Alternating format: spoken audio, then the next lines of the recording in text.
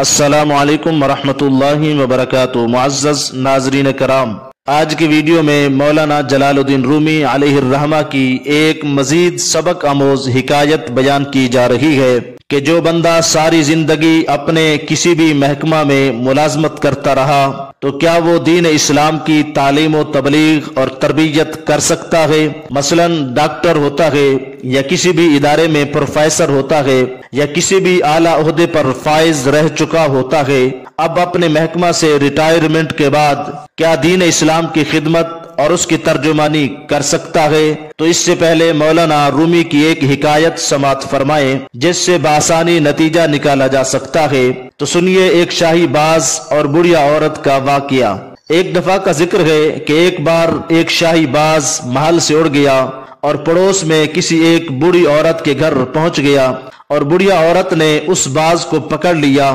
اور پھر جب بڑھیا نے اس باز کو دیکھا کہ اس کے لمبے لمبے ناخن ہیں اور بڑے بڑے پر ہیں تو اسے باز پر بہت ترس آیا، اور اس نے دل ہی دل میں سوچا کہ اس بیچارے غریب کی شاید آج تک کسی نے خبر گیری نہ کی،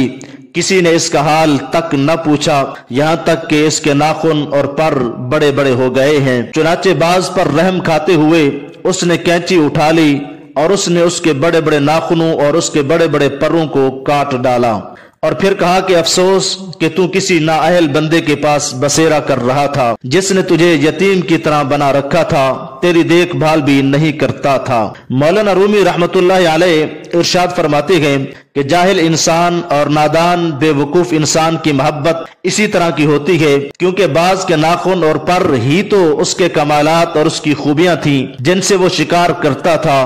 اور اسی وجہ سے وہ باز کہلاتا تھا، اور اس نادان عورت کو وہی کمالات اور خوبیاں عیب نظر آئے، اور باز کو اس ظالمہ بڑھیا عورت نے بالکل ہی بیکار اور ضائع کر دیا اور کبوتر کی طرح بنا ڈالا تھا۔ ایک دن بادشاہ باز کو تلاش کرتے کرتے اس عورت کے گھر آ پہنچا، اور اچانک اپنے اس باز کو اس حالت میں دیکھ کر رونے لگ گیا، اور وہ باز اپنے پروں کو بادشاہ کے ہاتھوں پر ملنا شروع ہو گیا،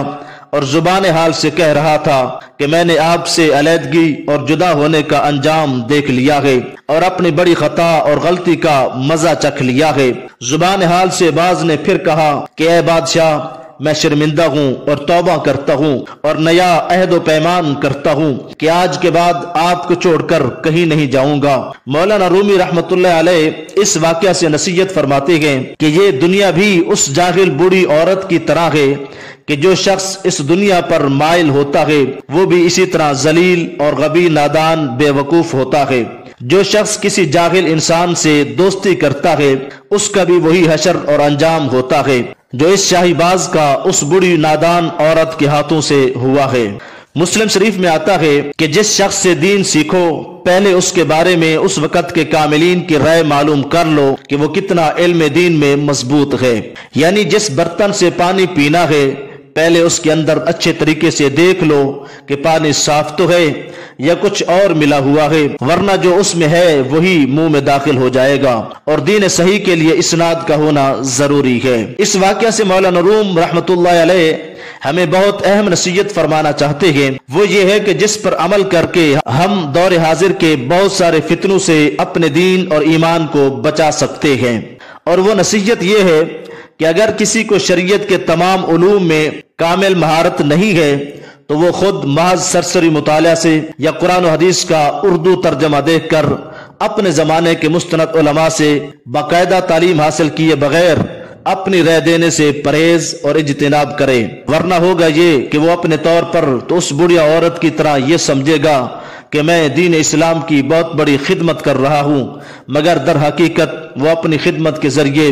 اسلام کی جڑیں ہی کاٹ ڈالے گا، اور اسلام کے ان احکامات کو شاہی باز کی اونچی پرواز کی طرح جن کی بنیاد پر دین اسلام کی بہت اونچی پرواز ہے اور انہی احکام کی وجہ سے اسلام کی شان و شوکت ظاہر ہوتی ہے، یہ اپنی خدمت کے ذریعے کاٹ ڈالتا ہے، اور اسلام کو شاہی باز کی طرح دنیا کے سامنے ایک کبوتر کی طرح بنا کر پیش کرتا ہے۔ اور پھر یہ نوبت عموماً اس وقت پیش آتی ہے جب بندہ خود ساری زندگی دنیاوی محکموں میں ملازمت کرتا رہا ہوتا ہے، مثلا ڈاکٹر ہوتا ہے یا کسی تعلیمی ادارے میں پروفیسر ہوتا ہے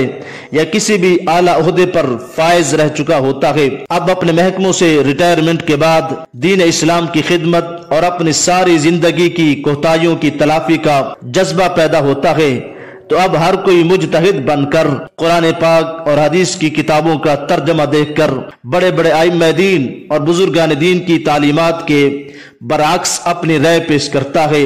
جس سے سراسر دین اسلام کا نقصان ہوتا ہے۔ چنانچہ رسول اللہ صلی اللہ تعالی علیہ وسلم کے فرمان کے مطابق خود بھی گمراہ ہوتے ہیں اور دوسروں کو بھی گمراہ کرتے ہیں۔ خدا را ایسے لوگ سوچیں کہ کہیں ایسا نہ ہو کہ ہم خدمت کی بجائے الٹا دین اسلام کو ہی نقصان پہنچا بیٹھیں۔ دیکھیے، جہاد، پردہ، سود کی حرمت، داڑھی اور اسلامی وضع قطع وغیرہ اسلام کے نمایاں احکامات ہیں، مگر کتنے لوگ ہیں کہ اسلام کی خدمت کے جذبے میں اسلام پر ترس کھاتے ہوئے شاہین اسلام کے یہ پر کاٹ دیتے ہیں۔ اللہ رب العزت ہم سب کو دین اسلام کی احسن طریقے سے سمجھ عطا فرمائے، آمین۔ وما توفیقی الا باللہ۔